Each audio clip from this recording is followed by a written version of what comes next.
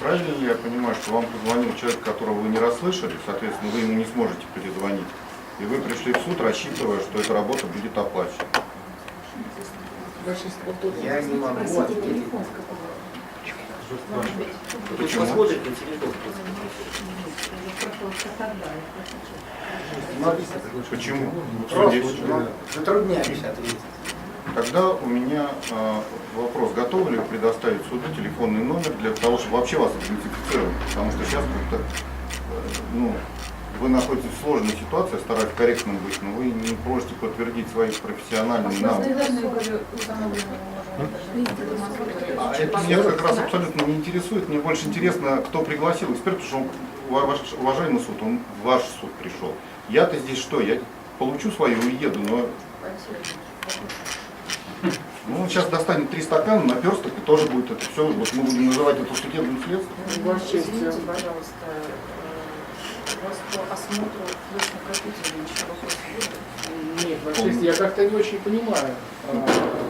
Только что подсудимый Чернов в присутствии всех, в присутствии суда, говорит про наперстки, 3 наперстка, то есть намекает на какие-то мошеннические действия. Суд никак на это не реагирует, то есть сторона не очень понимает.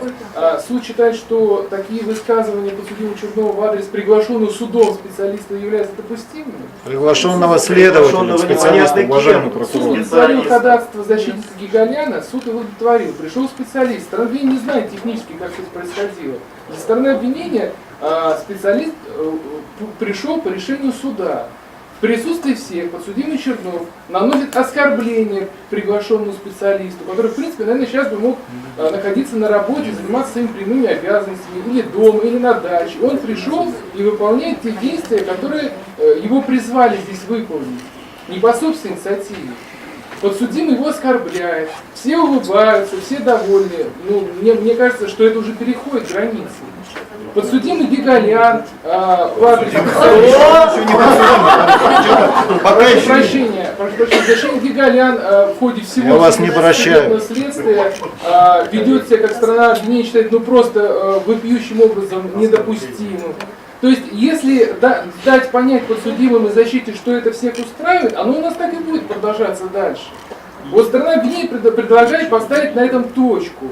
То есть издевательство над специалистом в сегодняшнем судебном заседании. И все-таки заняться тем, ради чего он сюда приглашен. Это осмотр флеш-карты.